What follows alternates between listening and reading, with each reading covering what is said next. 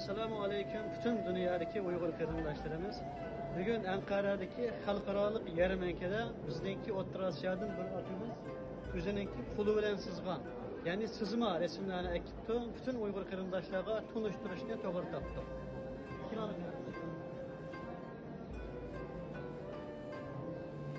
Mana bu yerda qarasanlar, akimiz Qashqarninki, ya'ni xalq ko'chadagi park ko'chalarininki resimini chizib tanladi. Qo'l sızma resim.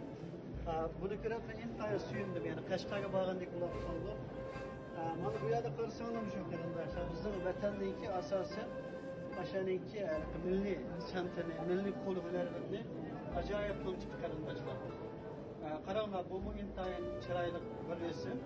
Ahmet Yesemin Türkistan'daki resim ekan bu, tunishtirilgan. Bunu bu qarasanlar Qashqarninki ko'chalari, bizning vatanning Turpanning degandek. Suyumli qarindoshlar, men bir narsa ta'sirlantirdi. Boshqa yerga qaraydigan bo'lsak, boshqa yerdagi resimlarda ajoyib tushuniksiz bir nimalar, hatto yerim yalang'och, bir ko'zi yo'q, bir og'zi yo'q narsalar san'atdir. Ammo Uyg'urlarni ko'rsangiz, nimagan go'zal san'at. Mana yana bor, sizlar ko'rasiz qarindoshlar.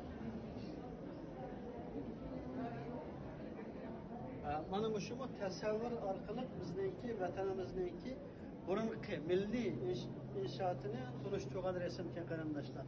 Mana bu bo'lsa, qarasak bu Uyg'ur erkak o'xshaydi, bodam do'ppilik bor ekan. Yollardagi ayol kishi ekan, ammo ma'nosini tushunmay qoldim. Mana bu shu qarindoshlar Qashqarninki, balki aytganing orqasidagi yani g'uljilik bir etotchavati, o birini nada desa, aytganing keyindan ma'nosini o'zi quraydi deydi. Ana shu ko'chaga o'xshaydi qarindoshlar. Mana bu resimni qo'lda sızgan, yani qo'l bo'yaq resim.